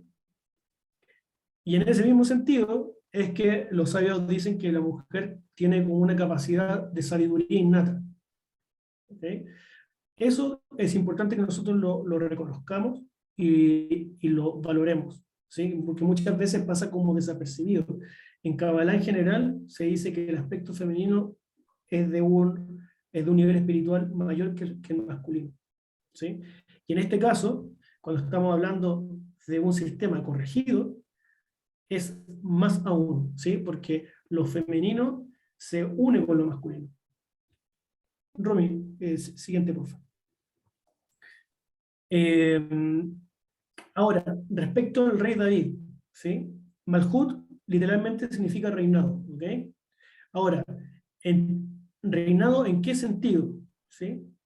Lo que nosotros estamos acostumbrados, según la cultura, digamos, occidental, que cuando nosotros vemos o estudiamos un rey, es como que prácticamente vemos una persona arribista, una persona que maltrata a su gente, o que es indiferente, ¿sí? O es dictatorial, ¿sí? Eso es en general, si uno podría ver un poquito la historia, podríamos decir que es así, ¿ok? Pero acá, en términos de Malhut, el arquetipo del rey David es el rey corregido, digamos, es el rey correcto. ¿En qué sentido? Es en el sentido de que el pueblo acepta la soberanía del rey, ¿sí? Eso quiere decir que la gente en sí quiere estar bajo su rey, ¿sí? Eso es lo primero. Nosotros lo podemos poner en paralelo respecto a nosotros. Nosotros deberíamos decir, ok, ¿qué tan voluntarioso soy respecto a la voluntad del Creador? ¿Sí? ¿Qué tanto me revelo, por ejemplo? El siguiente es que también los miembros de este reino reciben satisfacción de sus necesidades por parte de él, ¿sí? Esto pasaba en el arquetipo de David. Y de vuelta nosotros también lo podemos poner en paralelo a nosotros, ¿sí? Nosotros, ¿qué tan satisfechos estamos con lo que tenemos en el día a día? ¿Sí? ¿Qué tanto damos las gracias? Porque obviamente uno puede siempre querer algo más, pero como decía Romy, hay que estar contento con su parte, ¿sí? El sentido de gratitud es algo que también nos puede ayudar a canalizar este arquetipo de David. ¿Okay? Y el tercero es que en función de esos dos puntos, ¿sí? De vuelta, es el sistema de Kabbalah, tú tienes la aceptación del pueblo y un correcto trabajo por parte del rey, por lo tanto tienes un paradigma de sumisión completa, ¿sí? El pueblo está completamente aceptando la soberanía del rey y a su vez recibe todo lo bueno de su rey, ¿sí? Entonces, ¿qué es lo que ocurre? Que David toma la autoridad por parte de los israelitas, que obviamente se la dan voluntariamente, la nutre a lo largo de un periodo de gestación, existe una especie de embarazo y finalmente la devuelve bajo la forma de un reino desarrollado y completo. ¿Sí? De vuelta. Entonces, el arquetipo de David es en realidad, como ya hemos visto, una vasija que recibe, ¿sí? Desarrolla y entrega. ¿Sí? Eso tenemos que llevarlo de vuelta a nuestras vidas. ¿Okay? Tenemos que preguntarnos a nosotros mismos qué tan receptivos somos, por ejemplo. O si recibimos, ¿con qué objetivo recibimos? ¿Sí?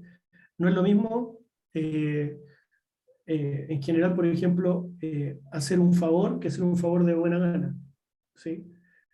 Esto uno lo puede proyectar en diferentes acciones que uno hace en el día a día. ¿Sí? Romy, la siguiente, por favor. El otro tema es que David encarnó espiritualmente la boca del pueblo de Israel. ¿Sí? La boca corresponde también a Malhut. ¿Sí? Es como uno interactúa con el mundo. ¿Sí? Eso lo vamos a ver más adelante, ¿sí? Como las correspondencias de las partes del cuerpo respecto a las sefirot. Pero la boca es una de las correspondencias y es porque digamos, en el sistema uno pasa mente, un pensamiento, ¿sí? Hay una emoción detrás y luego uno habla. ¿Sí? Es el mismo sistema de mente, emoción, acción. ¿Sí? Ahora, lo curioso es que el rey David, al ser el arquetipo, compuso los cantos y salmos de alabanza, que son todos los tehilim, ¿sí? O los salmos que se conocen. Curiosamente, los tipos de cantos y alabanzas son 10. ¿Sí? Entonces, de vuelta, caemos de nuevo en el paradigma de la vasija que recibe 10. ¿Sí? O la vasija que recibe y da 10. En ese sentido, era esencial que el rey de Israel integrara todas las sefirot. ¿Sí? Estamos cayendo de nuevo en un sistema. Y esto, como les comenté en algún momento, es el paradigma del hombre completo. ¿Sí? Es el hombre que lo contiene todo, lo recibe y lo da multiplicado. El Creador le prometió al rey David, en función de todo su trabajo espiritual, que el Mesías surgiría de su linaje. ¿Sí?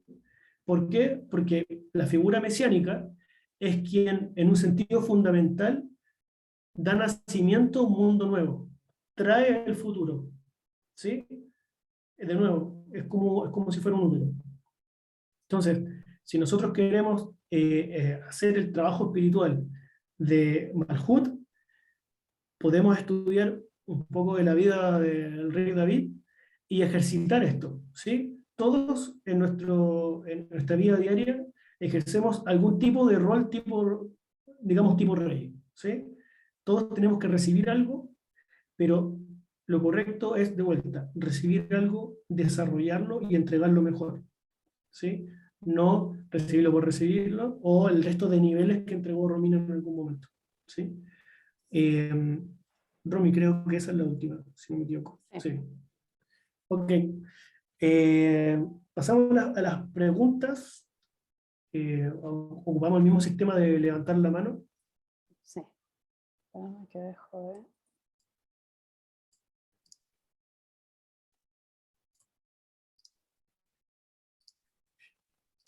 Muy bien.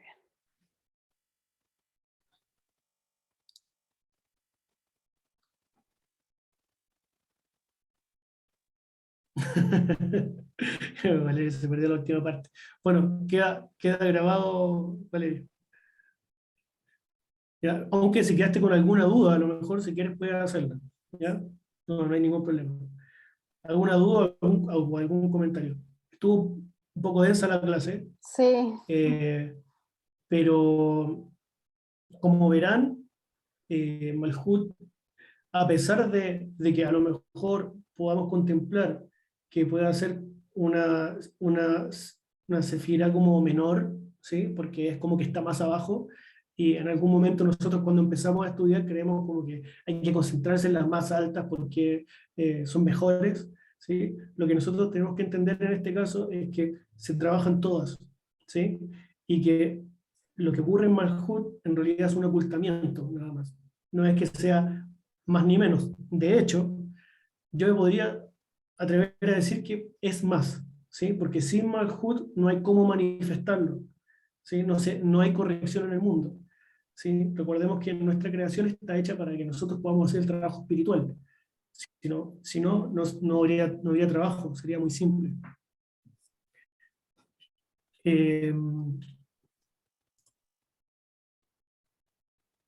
No sé, creo que estamos todos, no sé si están durmiendo.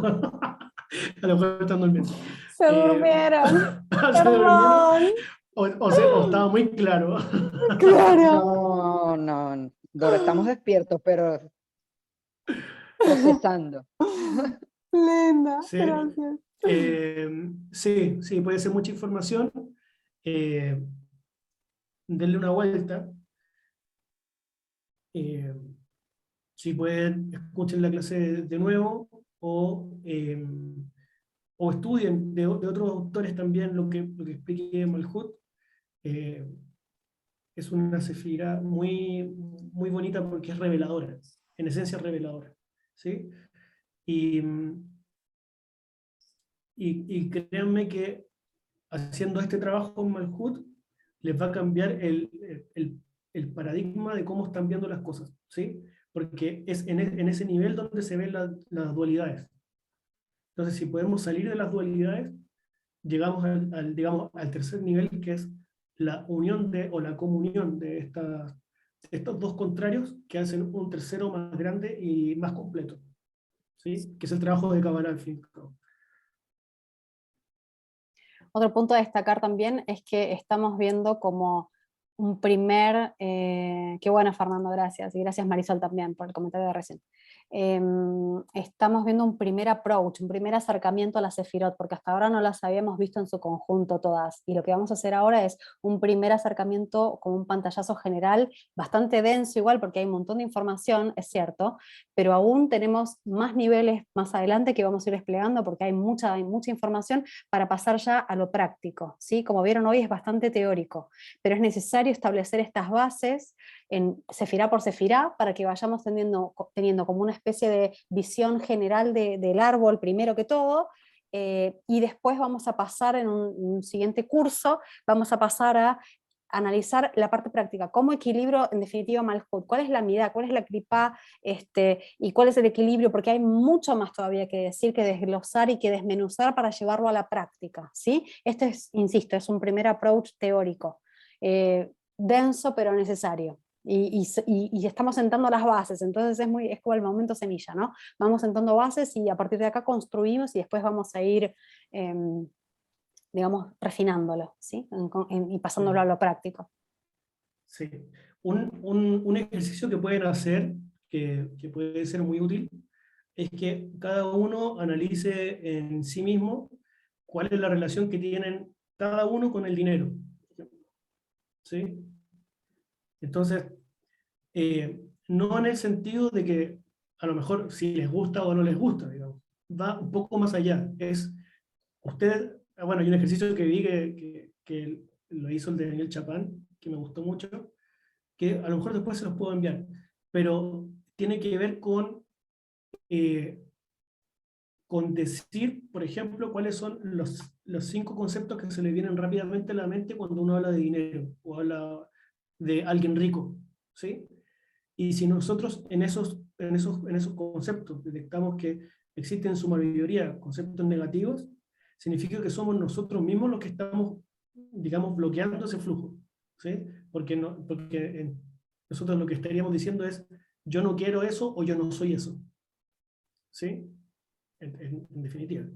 Pero eso es un ejercicio, se lo voy a mandar el ejercicio completo, para que lo analicen, porque es una forma práctica, primero, de detectar dónde están como los puntos ciegos que tenemos nosotros en Malhood, y por otro lado les va a ayudar a desbloquear ese flujo energético, porque el dinero, al fin y al cabo, es una vasija de luz, ¿sí? Lo que nosotros debemos hacer de vuelta con el dinero, este mismo trabajo, lo que deberíamos hacer es decir, ¿para qué quiero dinero? No si el dinero es bueno o malo, ¿sí? Lo que nosotros podemos juzgar es el objetivo, ¿para qué lo quiero? ¿Sí? Pero no el dinero en sí, el dinero es un medio, ¿ok? Así que eso, yo me comprometo con eso, buscarles ese ejercicio, se los voy a enviar a los chats para que lo hagan, y si quieren la próxima semana lo comentamos un ratito antes de la clase para ver qué cosas descubrimos, ¿sí? Acá Angie tiene una pregunta. Dice, ¿por qué tenemos que olvidar y volver a equivocarnos o repetir patrones de otros ancestros? ¿Qué relación tiene eso? Las almas de un árbol se traspasan los tikkun, el tikkun que deben realizar. Hay todo de esto, vamos a hacer un curso más adelante, pero hay todo lo que se llama rotación de almas. Hay libros infinitos, que Rodo tiene varios, que de Sí. solo hojear una página ya es una explosión de información Sí. que es de otro orden. Sí. Es hermoso el Mira, tema. lo que nosotros podemos comentar de eso, porque el estudio de las rotaciones de alma es muy Es complejo. largo. Yo, de hecho, por el momento no me atrevo a hacer clases porque, de eso específicamente, porque yo lo encuentro que es otro nivel, ¿sí? Eh, Incluso mentalmente, es un sistema muy complejo. Pero lo que podemos decir es que efectivamente existen estos patrones, ¿ok? Recordemos que el objetivo de la creación es poder corregirla, ¿sí? O poder corregirnos a nosotros mismos, más que algo que está afuera, ¿sí? Entonces, ¿cuál es el tema? Que si nosotros no nos corregimos en nuestra vida, generalmente nosotros terminamos terminamos heredando el trabajo a nuestros hijos, ¿sí? Y es por eso que las cosas que nosotros no corregimos generalmente las heredamos. Es una cosa muy, muy curiosa porque luego se vuelve hasta molesto, ¿sí? Porque tú lo ves afuera, tú lo ves que está afuera tuyo y tú sabes que es responsabilidad tuya. O sea, si tú no lo has corregido, es imposible que lo enseñes, que enseñes cómo corregirlo a tu hijo, ¿sí? Pero espérame, no pases a la siguiente, porque falta algo en torno ¿Querías a... comentar algo más? Sí, sí. Sí. Ella pregunta también por qué tenemos que olvidar y volver a equivocarnos, ¿no? En el fondo, bueno, es un poco lo que dijiste, ¿no? Es esto de que lo que no corregimos se nos repite. Es como, imagínate que fuese como una especie de programa de entrenamiento en el que hasta que no completaste ese capítulo, esa etapa, se te vuelve a repetir en la misma etapa con otros colores, otros actores, ¿no? En esta misma vida hablando, ni siquiera hablando de vidas pasadas o vidas futuras. En esta vida tenemos un desafío X que si no, por ejemplo, qué sé yo, mala elección de parejas, o qué sé yo, mi relación con el dinero, o el tema que sea, hasta que no lo corrijo se me vuelve a repetir con otros colores y otros actores, pero es la misma etapa, ¿no? Y así al infinito, en esta vida lineal. Ahora, lo mismo pasa con vidas pasadas y vidas futuras. Cuando algo no lo corregimos porque no pasaste esa etapa y no lo trascendiste y no aprendiste, no le encontraste el sentido a la dificultad, lo que decíamos antes en Malhood, ¿no? O sea, yo no le vi el sentido a este aprendizaje, a esta limitación, y me comí completamente la situación y pisé el palito, no aprendí nada y volví a cometer el mismo error. Entonces te repite en esta vida o en una vida pasada, en una vida futura, porque es todo simultáneo, y posiblemente a tu árbol también. Si vos no lo corregiste, se hereda, lo que decía Rodo recién, ¿sí? Entonces, eso... Sí, el sistema está hecho para que nosotros corrijamos, ¿sí? Sí. Y entonces, el tema es que hay dos formas de corregir. Uno es voluntariamente, o sea, siendo conscientes de qué cosas debemos cambiar, y lo otro es que si nosotros no lo hacemos así, digamos, nuestro contexto nos obliga a cambiar, o nos fuerza a cambiar, que son los problemas, las crisis, todo lo que nosotros podemos percibir como algo negativo, ¿sí? Por eso Romy dice que, por ejemplo, o sea, yo he escuchado esto 1000 veces, ¿eh? Que es como, bueno, pasa con las parejas, pero también pasa con los trabajos. Hay situaciones que se dan en el trabajo que a nosotros no nos gusta, entonces nosotros decimos, ok, me cambio de trabajo, O sea, me voy porque aquí la gente hace X, Y, Z, no me gusta. Se cambia de trabajo y empieza a pasar lo mismo en ese trabajo. ¿Sí? ¿Por qué? Porque el tema no es el trabajo en sí. El trabajo se te va a volver a repetir la situación o en el trabajo, o en la familia, o no sé, en dónde, hasta que tú tomes la situación y la corrijas. ¿Sí? Perfecto. Gracias a ti, Angélica. Ahora sí pasamos a la pregunta de Valeria. Sí, exacto. Te leo. Rodolfo, los patriarcas tenían defectos y como son arquetipos universales, las virtudes y los defectos de los patriarcas son arquetipos de defectos y virtudes universales que tenemos todos también. Sí, mira, hay una situación, eh, podríamos decir que sí, podríamos decir que sí, ¿ok? Pero yo creo que hay que diferenciar una cosa, ¿ok? Que es que los textos sagrados, si bien tienen una narrativa, nosotros no podemos juzgar la narrativa en función de la moralidad del siglo XXI, por ejemplo, ¿sí? O lo que nosotros pensamos correcto o incorrecto. Porque efectivamente si cada uno estudia la historia de los patriarcas, de algún u otro modo va a decir, oye, este hizo esto y está mal. ¿Sí? Entonces, ¿cómo puede ser que yo pueda aprender algo de él si hizo algo mal? ¿Sí? Entonces, el estudio en general tiene que apuntar a descubrir qué hay detrás de ese defecto. ¿Sí? Muchas veces, si estudiamos desde el punto de vista ya de los comentaristas te explican de dónde viene ese aparente defecto. ¿Sí? Y muchas veces son cosas que nosotros no tenemos idea y que están dentro del texto en un nivel más profundo de interpretación. ¿Sí? Así que sí, por eso te digo sí, podemos responder que sí hay cosas que tienen como esos defectos, ¿sí? Que nosotros los podemos trabajar de forma, digamos, de forma directa, ¿ok? Pero sin caer en el juicio, porque de vuelta, estos son sistemas, entonces son sistemas que están hechos para nosotros ingresar varias veces en distintos niveles y poder entenderlo de mejor forma. Si te refieres al código sagrado como la Torá, como se estudia la Torá, sí. ¿Sí? Estos relatos son parte también de la Torá.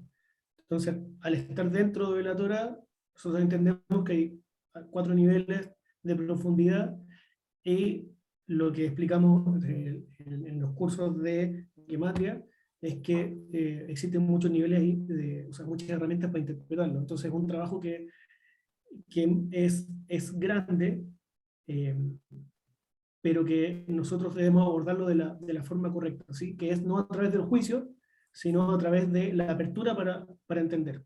¿Sí? Gracias a ti, Valeria. Eh, no sé si hay alguien más que tenga alguna consulta. Si se les ocurre después también lo pueden poner en el chat y vamos Sí. respondiendo. En el chat en WhatsApp.